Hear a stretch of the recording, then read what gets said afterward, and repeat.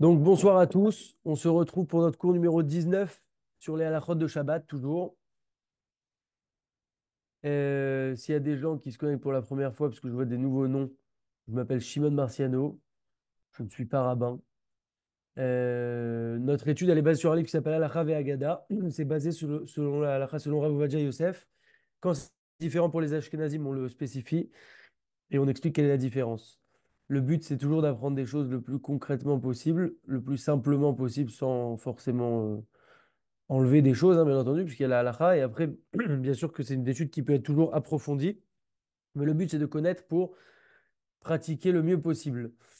Tous les cours sont indépendants et on peut à chaque fois apprendre des choses dans chaque étude, chaque lundi soir. Et la semaine prochaine, il y aura une étude sur les Shovavim. Ce sera exceptionnel. Ça sera une étude sur une période dans laquelle on se trouve. Les Shovavim, c'est une période de réparation pour les fautes de Brit Mila, faute de débauche, faute de mauvaises pensées, mauvais regards, etc., etc. Donc j'espère qu'on va le faire la semaine prochaine. Ça a été encore décalé, mais voilà.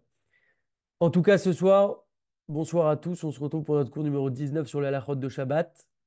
Ce soir, on va traiter d'un sujet à part entière, qui est le kiddush du Shabbat midi et le repas aussi du Shabbat midi, quelques points comme ça qu'on va voir globalement. On avait parlé du kiddush du vendredi soir, donc il y a des points qu'on avait déjà vus, mais il y a aussi certains points qui sont différents pour le kiddush Shabbat midi, et c'est l'objet du cours de ce soir. Je vous partage mon écran et on y va, Bezrat Hashem. Alors, Kiddusha Rabba. Kiddusha Rabba, c'est en araméen, ça veut dire grand kiddush. Donc le Kiddusha Rabba, c'est le kiddush qu'on appelle le kiddush du Shabbat matin, il s'appelle le grand kiddush. Et on va essayer de savoir aussi pourquoi. Yeshulchano Aruch Immapa Proussa. Donc il faudra que la table soit dressée avec une table, avec une nappe dressée. Bon, ça aussi c'est valable pour le vendredi soir, hein, bien entendu. Ve'ekadesh alayain kodem aseuda. Et on fera le kidouche sur du vin avant de commencer à manger, avant la seuda. Ve'ivarer boré peri agefen bilvad veishte. Et on fera uniquement la bracha de boré peri agefen, à la différence du kidouche du vendredi soir où on fait et la bracha de boré peri agefen et ensuite on rajoute une autre bracha qui termine le kidouche. Là, on fait que la bracha de boré peri agefen. Ça sera la seule bracha qu'on va faire le kidouche Shabbat matin. Ensuite, on va boire le kidouche. Veu anikra kidouche araba. Et c'est ce kidouche-là qu'on appelle kidouche rabat, donc le kidouche gadol, le grand kidouche. Ici, on ramène brièvement quatre raisons pour lesquelles ça s'appelle le grand kidouche. Euh, Alors que c'est bizarre parce qu'a priori, ça devrait être l'inverse, puisqu'il est très petit et très rapide, ce kidouche, puisqu'en général, on fait Veshameru, la bracha de Boré Père Geffen, et on boit. Donc, comment ça se fait que ça s'appelle le grand kidouche? Première raison, c'est parce que en l'honneur de ce kidouche, justement, comme il est un petit peu petit au niveau du texte, pour le relever un petit peu et lui donner toute son importance, il a été appelé le grand kidouche. Un petit peu comme l'exemple qu'il nous donne ici, comme on appelle des fois des aveugles, on les appelle sagé nehor, ce qui signifie arbéor, donc beaucoup de lumière, alors que les aveugles ne voient pas du tout. On les relève en leur donnant un nom valorisant. Donc ça, c'est la première raison. La deuxième raison, c'est que ici, comme on a dit, on fait que la bracha de Hagefen. Et la bracha de Hagefen, on sait qu'elle a de ça de particulier que dans chaque Séouda particulière de mitzvah, on fait la bracha de Hagefen, comme un mariage où on fait Hagefen, une Brit Mila où on fait Hagefen, etc. Et là, comme tout est focalisé sur Hagefen, même si le vendredi soir, on a aussi Hagefen, on a aussi une autre bracha, là, comme on n'a que la bracha de Hagefen, alors c'est aussi ça un niveau d'élévation. Ça, c'est la deuxième raison. Troisième raison, c'est des raisons qui appartiennent au Sod, donc des raisons un petit peu mystiques, cachées, pas à notre portée, en tout cas pas à ma portée. Et c'est l'élève du Ramban, Nachmanide, qui nous ramène ça. Et la quatrième raison, euh, c'est que la Séouda du Shabbat midi, elle est en rapport avec la Mida du Yesod. Le Yesod, c'est le fondement qui est appelé Shabbat Agadol. Et donc aussi, c'est pour ça que c'est appelé le Kiddush Agadol. Bon, sans rentrer trop dans le détail pour pas qu'on s'embrouille, en tout cas, il y a des raisons pour lesquelles ça s'appelle le Kiddush Rabbah. Ensuite, on sait que donc, juste avant de dire euh, le Kiddush, on ramène aussi certains passages que j'ai ramenés ici, que j'ai scannés du livre que j'aime beaucoup, qui s'appelle Porte de la délivrance. Il y a le passage de Im Tashiv Mishabad Raglecha. Ceux qui ont la possibilité de le dire juste avant le Kiddush du Shabbat matin, c'est un super passage très très important. J'avais lu, mais j'ai pas retrouvé la source, où c'est marqué que c'est très important pour celui qui peut lire de lire ça. C'est très très puissant et on va en lire aussi la traduction pour comprendre. Donc, Im Tashiv Mishabad Raglecha. Si tu fais revenir, t'étant souvenu que c'est Shabbat, euh, les, euh, tes pieds de vaquer, tu t'empêches à tes affaires. Donc en fait, tu limites tes pieds à faire que ce que tu dois faire Shabbat et à pas sortir de la limite de laquelle tu peux pas sortir. Beyom Kochi, donc le jour que j'ai déclaré saint, donc le Shabbat en quelque sorte. Donc si tu fais ça, donc tu te rappelles que c'est Shabbat. Vekarata le Shabbat oneg, et également que tu proclames le Shabbat comme un jour de délice, c'est-à-dire que tu vas manger des bonnes choses, des choses particulièrement bonnes pour Shabbat, etc. L'Ikdosh Hashem Mechubad, donc en l'honneur en le jour saint pour Hashem, digne de respect. Et également Vechibato Me'asod Derachecha, et tu le respectes ce jour-là, donc du Shabbat, en t'abstenant de vaquer à tes occupations ordinaires de la semaine. Donc tout ce qu'on dit là, en fait, c'est si tu es capable vraiment de faire en sorte que Shabbat, ça soit vraiment Shabbat. Ça veut dire que tu te souviens que c'est Shabbat, tu dépasses pas la limite, où tu ne peux plus marcher pour Shabbat, tu ne fais pas tes occupations de la semaine, tu te rappelles que c'est un jour saint que le Baruch Hu, il a réservé, etc.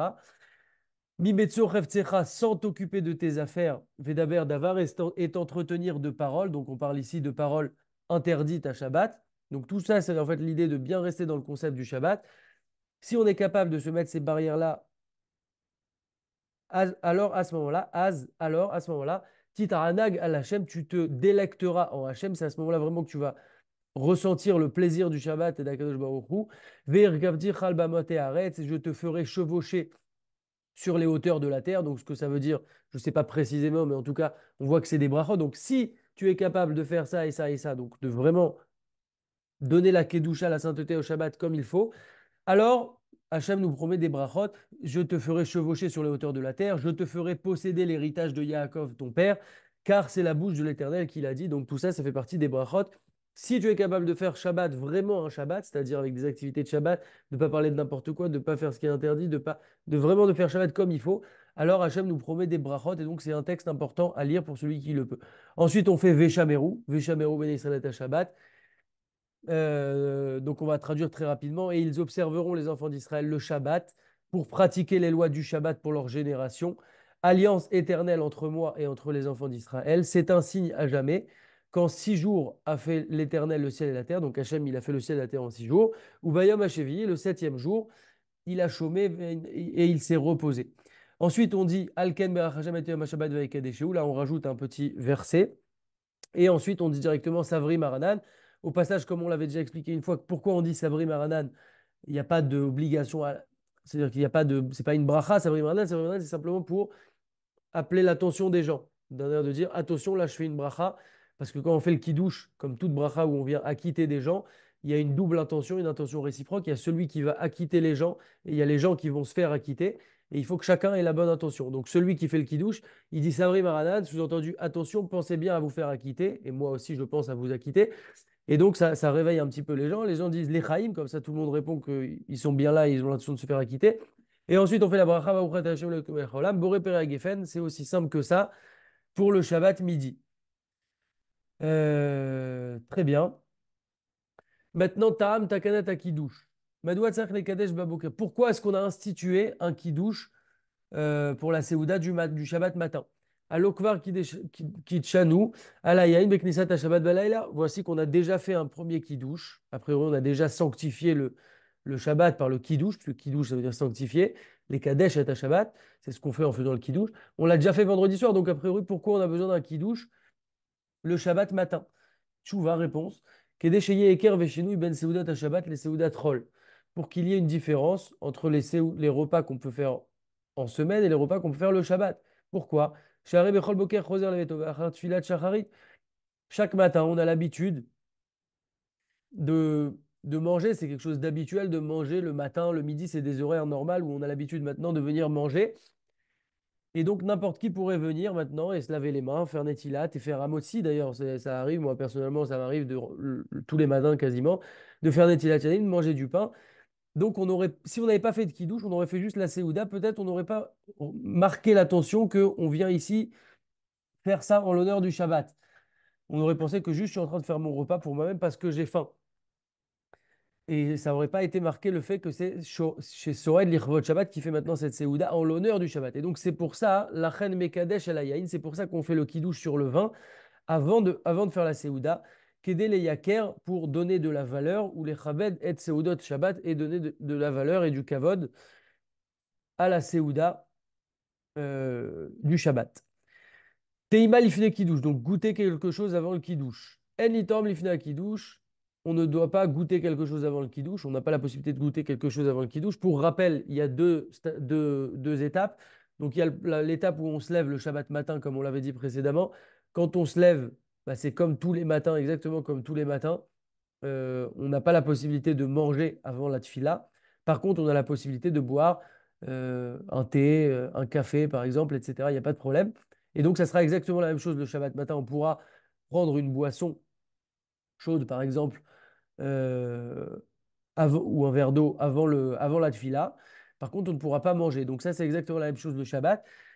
Et ensuite, une fois qu'on a fait Shacharit, dès lors qu'on a terminé Shacharit, alors c'est à ce moment-là que tombe l'obligation de faire le kiddush. Donc là, à partir de ce moment-là, si je veux manger quelque chose, je peux manger, mais j'ai l'obligation de faire le kiddush, je ne peux pas manger sinon. Par contre, d'un autre côté, je n'ai plus la possibilité, après avoir fait shacharit, de prendre un thé ou un café, etc. Ça, c'était juste avant la tfila. Mais une fois que j'ai fait la tfila, tombe l'obligation du kiddush. Et à ce moment-là, je ne peux ni boire ni manger tant que je n'ai pas fait le kiddush. Maintenant, concernant une femme pour laquelle il est difficile d'attendre que son mari revienne de la sida, et qu'il fasse le kidouche, elle n'a pas envie d'attendre et elle veut manger, etc. Alors, c'est bien qu'elle fasse elle-même le kidouche. Elle peut le faire aussi sur du jus de raisin, par exemple.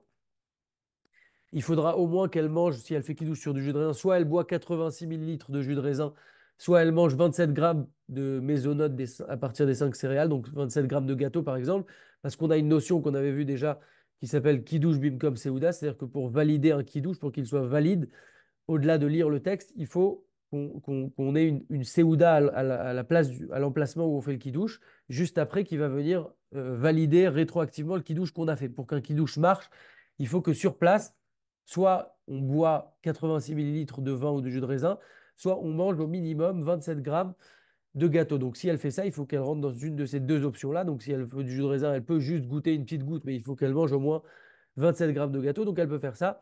Et si maintenant, même ça, c'est pas possible pour elle de faire le qui-douche, alors on est tolérant, on lui permet quand même, si elle a vraiment pas d'autre possibilité, de goûter quelque chose, même sans avoir fait le qui-douche, pour une femme. Si maintenant on n'a pas de vin, on avait dit précédemment pour le qui-douche, je ramène toujours des points du vendredi soir pour essayer de comparer un peu et voir quelles sont les différences concrètes. On avait dit que pour le vendredi soir, première étape du vin, enfin, du vin ou du jus de raisin, c'est pareil. Si on n'a pas de vin ou de jus de raisin, alors on passait le vendredi soir directement à faire le kidouche sur du pain. On avait expliqué comment, c'est dans le cours sur le kidouche du vendredi soir. On passait directement au pain. Le samedi midi, c'est un petit peu différent. Pourquoi? On explique tout de suite. Donc d'abord, j'explique ce qu'il explique à la fin. Pourquoi c'est différent le Shabbat midi? Machenu mekadesh lechatchila à la pâte, kedesh à la kidouche à la laila.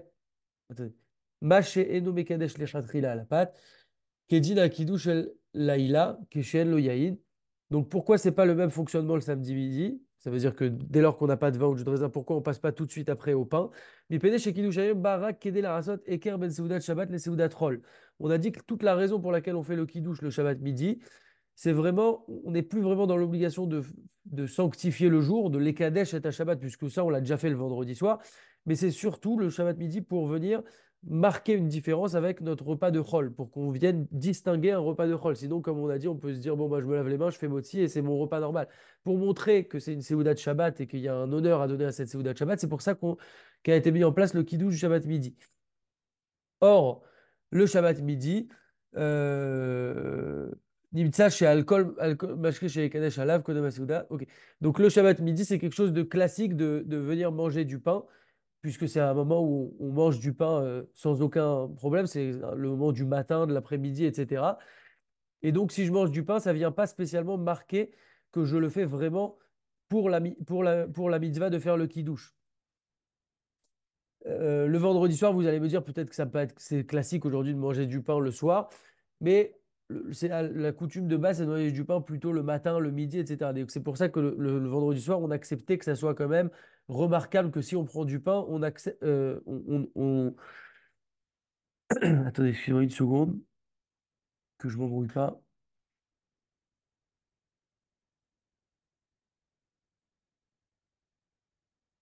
le vendredi soir, on n'avait pas besoin de faire cette. C'est- je reprends pour être clair. C'est le Shabbat midi qu'on a besoin en fait de marquer le coup pour faire une distinction au niveau des séoudotes. Donc le midi, maintenant, c'est normal que si j'arrive à faire ma séouda de Shabbat et que je mange du pain tout simplement, même si j'avais fait le kidouche sur le pain, ça ne vient pas marquer le coup vraiment que je suis en train maintenant de faire quelque chose de spécial parce que je peux être très bien en train de manger du pain et il y a rien qui va me montrer que c'est quelque chose de particulier. Donc c'est pour ça que le Shabbat midi, on a agi un petit peu différemment et qu'on ne peut pas utiliser le pain en deuxième recours. Si on n'a pas de vin, qu'est-ce qu'on fera? Le deuxième choix, le Shabbat midi, euh, le deuxième choix, ça sera de prendre Khamar Medina, c'est ce qu'on appelle la boisson alcoolisée du pays. Donc ça veut dire que quand oui, la bière, elle est courante, on peut faire sur de la bière, de l'arak, de la liqueur, etc. On dira tout ce qu'on dit pour le kidouche normalement, etc. Par contre, à la fin, bien entendu, on ne fera pas Boré Peragefen, mais on fera chez Akol Nia Bitvaro. Et sinon, concernant les quantités à boire, etc., ça sera exactement la même chose. On reviendra sur ça un petit peu plus tard. En tout cas, on prendra du Khamar Medinat si on n'a pas de vin pour le Shabbat midi. Il y a d'ailleurs même des minagim, comme par exemple des Tunisiens, qui ont l'habitude de faire des fois sur la bourra, de base, par choix de base, même s'ils peuvent avoir du vin, ils prennent directement le Khamar Medina pour le Shabbat midi. Et ils prennent donc cette option-là de faire sur une boisson alcoolisée. Si maintenant, troisième choix, il a ni vin, il n'a pas non plus d'alcool du pays, il a ni ça ni ça. La troisième possibilité, ça sera de le faire sur une boisson qui a quand même une certaine importance, comme par exemple un jus naturel, même s'il n'y a pas du tout, même s'il n'y a pas du tout d'alcool dedans. Et s'il a vraiment rien, il peut le faire aussi sur une boisson légère, un soft. Et si même ça, il l'a pas non plus, il va pas le faire sur de l'eau, hein, bien entendu. Alors à ce moment-là, on lui permettra de prendre le pain. Comme le vendredi soir, le pain, c'était en deuxième possibilité. Là, c'est vraiment la dernière des possibilités parce qu'on veut éviter le pain au maximum, parce que en prenant du pain, on risque de ne pas montrer clairement qu'on fait quelque chose de particulier pour le kidouche. Donc pour retenir, pour faire très simple, le vendredi soir, on fait sur du vin ou du jus de raisin. Si on n'a pas de vin ou de jus de raisin, on fait sur du pain. Le Shabbat midi, on fait sur du jus de raisin ou du vin. Si on n'a pas ça, deuxième position, on fait sur l'alcool du pays, donc de la bière, de l'arak, etc. En faisant la bonne bracha, bien entendu. On ne fait pas à Geffen, par exemple, sur de la bière, mais on fait chez Akol. Troisième position, si on n'a pas ça, on prend une boisson qui a une certaine importance, même si elle n'est pas alcoolisée, comme par exemple un jus naturel. Même si on n'a pas ça, quatrième position, on prend un jus qui est tout simple, un soft. Et cinquième position, on prend du pain pour le Shabbat midi si on n'a pas toutes ces options-là. Kiboud la Kaal. Kesheyesh Simcha Bebet Knesset Kechatan au Brit Mila. Quand il y a une fête dans une sina, comme une Brit Mila ou un Shabbat Ratan, etc., et qu'on fait un kidouche en l'honneur de la fête, il faut faire attention d'amener assez de quantité pour que les gens puissent idéalement chacun consommer au moins 27 grammes de mésonotes. Comme on a dit, quand on fait un kidouche, il y a toujours une règle pour que le kidouche soit valide rétroactivement. C'est-à-dire qu'on fait d'abord le kidouche, mais après on nous dit, OK, super, tu as fait le kidouche, mais pour le valider, il faut que tu aies une séouda à l'endroit de ton kidouche. La séouda, comme on l'a dit, il y a deux possibilités. C'est soit en buvant 86 millilitres de vin ou de jus de raisin, soit en mangeant 27 grammes de céréales. Donc, par exemple, un gâteau avec au moins 27 grammes de gâteau. Donc, il faut faire attention d'amener au moins 27 grammes pour chacun. Donc, en général, c'est rapidement atteint. Et au passage, il ne faut pas oublier de faire à chaque fois la bracha acharona à la michia en rajoutant le petit passage pour Shabbat, etc. Veyatsa yeder chovat kiddush bimkom seuda. C'est ce qu'on appelle kiddush bimkom seuda. C'est-à-dire que le kiddush doit avoir lieu dans un endroit où il y a une seuda. Comme on l'a dit, une seuda, c'est qualifié de seuda au moins à partir de soit 86 millilitres de vin ou de jus de raisin, soit 27 grammes de mésonotes à partir du céréal. Maintenant, s'il y en a qui se montrent un petit peu plus indulgents sur ça et qui goûtent même moins que Kazaït, alors ils ont aussi sur qui s'appuyer. Et quand ils arriveront chez eux, alors ils referont là le kidouche comme il faut avec la bonne seouda, les poids nécessaires, etc. Mais l'idéal, c'est quand même vraiment de manger au moins à chaque fois qu'on est dans un kidouche, au moins le kazaïd de mésonotes. Ça va très très vite en général, on n'a pas besoin de se faire supplier. Euh, Très bien.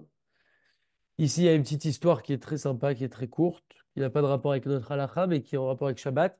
On a une histoire avec le Shabbat Ratan qu'il y a eu entre Rabbi Yosef Karo, donc l'auteur du Shulchan Aruch, il a marié son fils avec la fille du Harizal. Donc c'était des contemporains, Rabbi Yosef Karo, qu'on appelle aussi le Beth Yosef ou le Shulchan Aruch.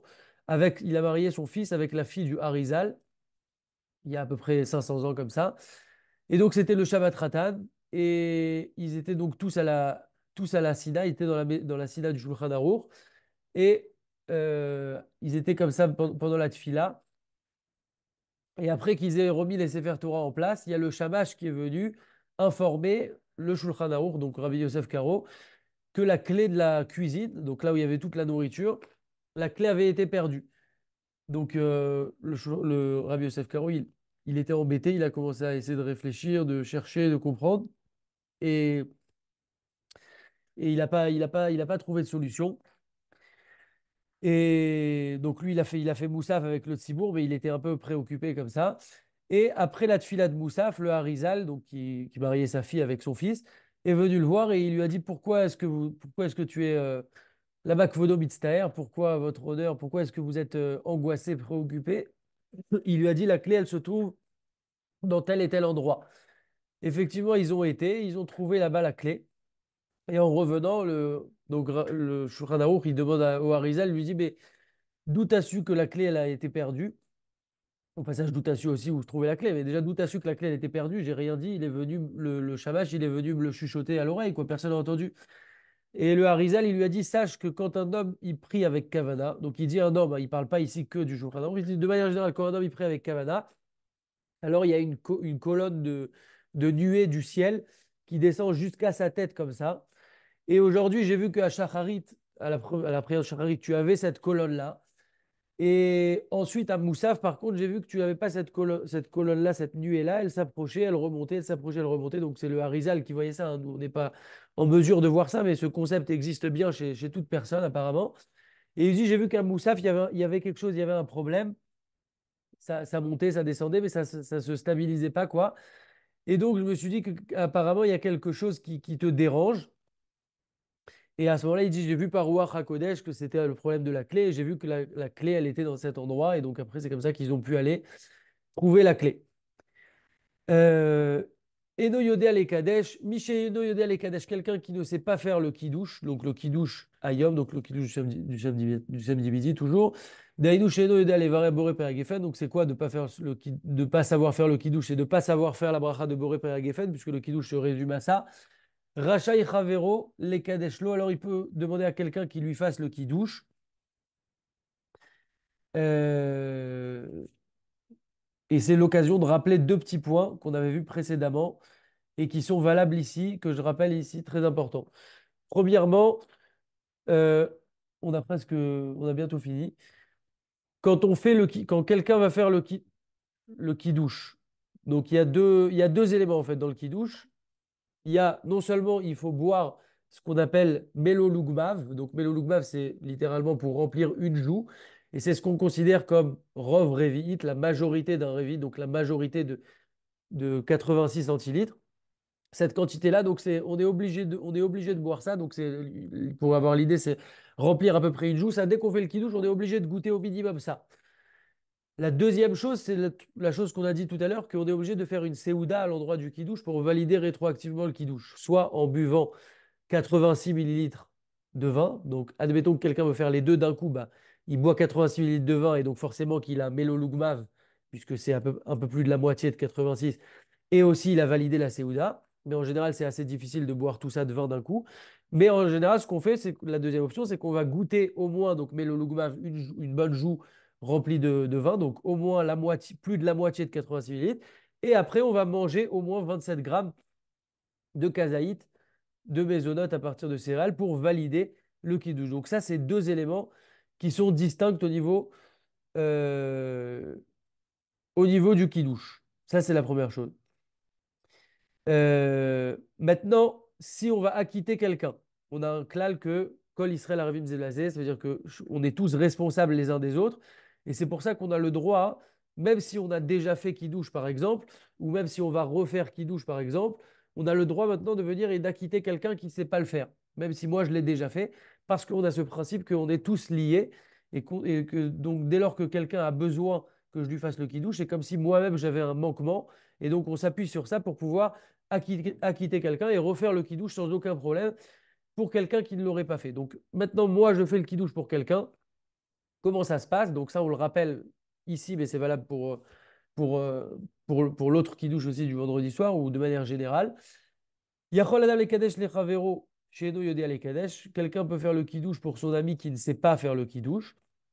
Veyarzor Chouv les Kadesh le Veneveto. Et ensuite, sans aucun problème, il pourra aller chez lui, refaire le kidouche pour les membres de sa famille, etc. Maintenant, il y a deux options, c'est très simple.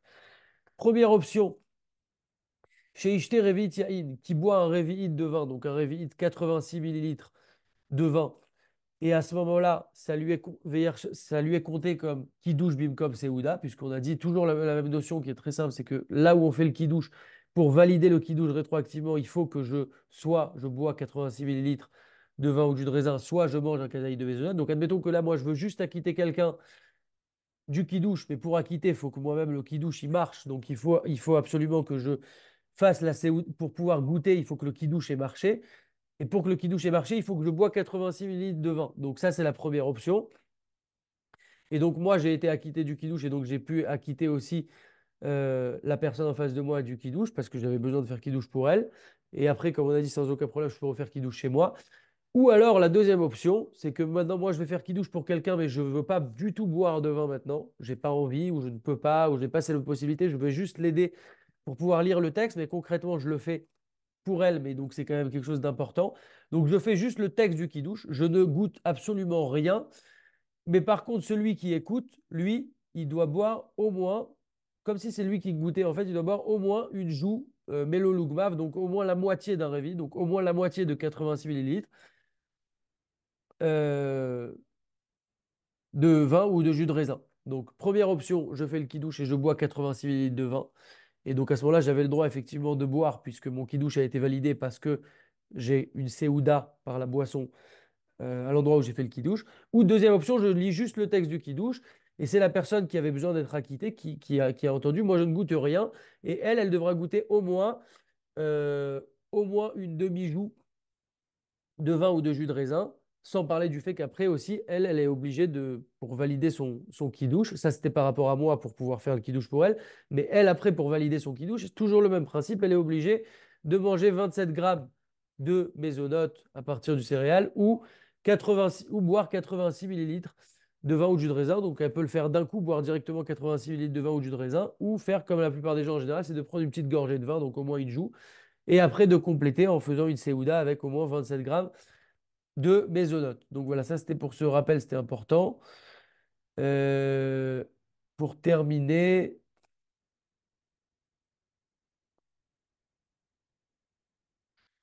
Seder Shabbat. C'est bon.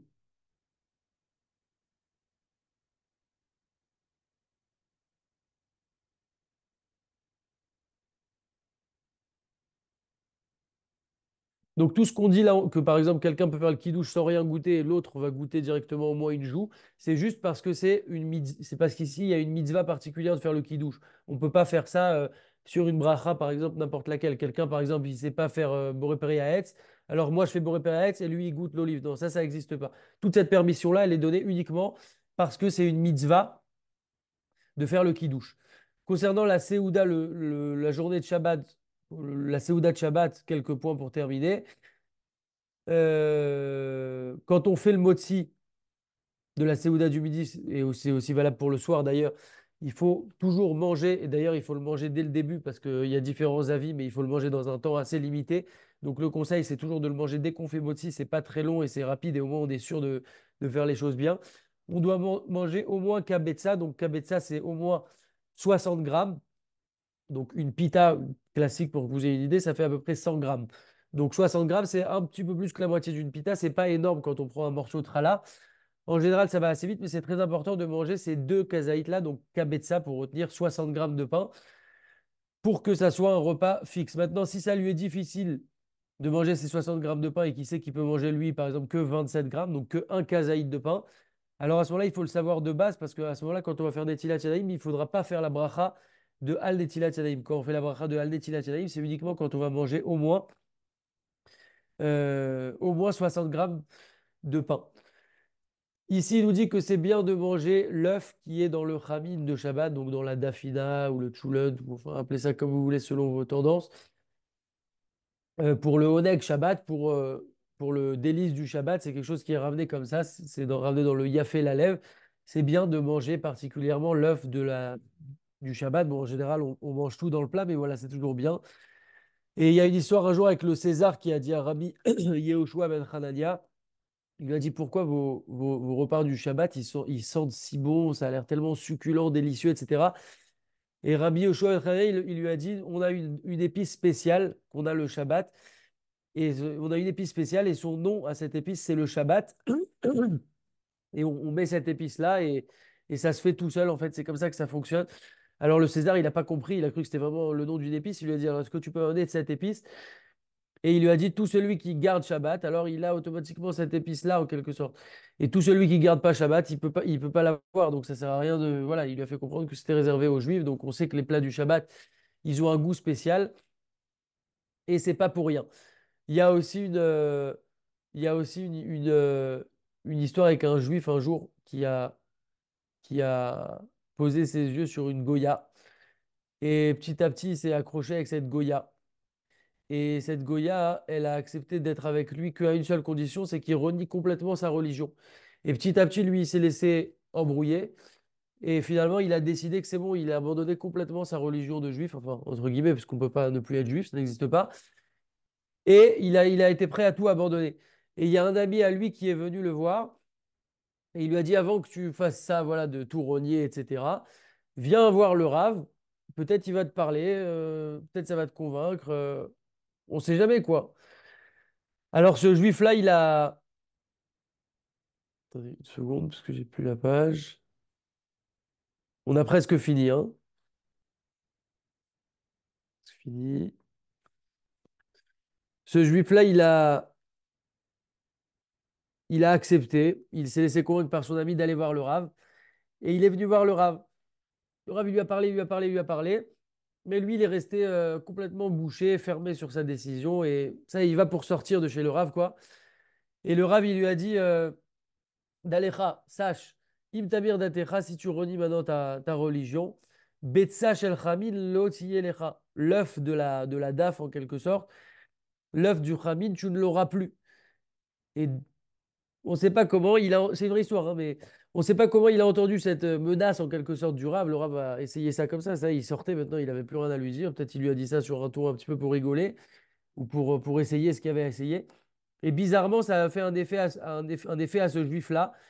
Et petit à petit, ça lui a fait un travail et il a compris qu'en fait, il a compris qu'il était en train de prendre un chemin complètement différent où il allait quitter toute sa vie de juif. Et finalement, de fil en aiguille, il s'en est sorti et il s'est pas mis avec cette Goya. Bien sûr, il est resté dans sa Torah, ses mitzvot, etc. C'est une histoire qui peut être marrante, mais je trouve qu'il y a une vraie leçon dans cette histoire, c'est que des fois, il y a des gens avec qui on ne sait pas quoi faire, ça veut dire. Et des fois, à force de ne pas savoir quoi faire, alors on fait rien. Et je trouve que de faire rien, ben, des fois, ça aide pas forcément non plus. Alors, il faut pas non plus faire les choses mal, mais il faut pas avoir peur de faire les choses, des fois, du moment qu'elles sont bien intentionnées. Beaucoup prier à Hachem aussi pour qu'il nous aide à aider les gens, à guider les gens, à avoir des bonnes idées pour les gens et nous-mêmes qu'on puisse aussi être bien guidés par les gens. Mais des fois, presque de faire le truc bêtement, pas bêtement dans le sens où on va pas faire n'importe quoi, il faut pas faire le débile et c'est faire attention à chaque parole qu'on dit, chaque chose est mesurée, etc. Mais des fois, voilà, on peut voir l'exemple de ce rave-là. Peut-être qu'il a dit à Hachem, voilà, Hachem, moi, j'ai plus rien à faire, j'ai tout fait tout ce qu'il y avait à faire, je vais lui parler de l'œuf. Peut-être qu'il ne sait même pas pourquoi ça lui est sorti, cette histoire de lui parler de l'œuf de la DAF. Et bizarrement, ou en tout cas miraculeusement, par la force d'Akadosh Baruch Hu, ce juif, il est complètement revenu. Donc, des fois, il faut essayer, il faut faire les choses plutôt que de rien faire, parce que de faire rien, c'est sûr que ça n'aide absolument pas. Concernant le Retse, si quelqu'un a oublié de dire Retse dans la Séouda du Shabbat midi, c'est exactement le même did que dans la Séouda du vendredi soir. On avait déjà parlé de ça l'autre fois pour ceux qui veulent revoir. Euh, Et donc, on a terminé pour ce soir. Pour la semaine prochaine, Bezrat Hashem, le sujet, enfin, pour la semaine prochaine, pour le cours suivant sur Shabbat, qui sera donc a priori dans 2 semaines, ça sera sur le fait de sauver son temps à Shabbat, la valeur du temps à Shabbat, la valeur d'attraper des petits moments d'étude de la Torah à Shabbat, de faire tout ce qu'on peut en plus de spirituel à Shabbat et que c'est un des grands buts et objectifs du Shabbat aussi. Donc ça sera pour le prochain sujet sur Shabbat. Et sinon, la semaine prochaine, Bli Neder, j'espère qu'on va faire notre cours va vivre. Je sais que je vous ai dit d'essayer de chauffer des gens et que ça fait plusieurs semaines qu'on redécale. Mais voilà, en tout cas, essayez d'être là. Bezrat Hashem, c'est quelque chose d'important. Et je réactive les micros s'il y a des questions.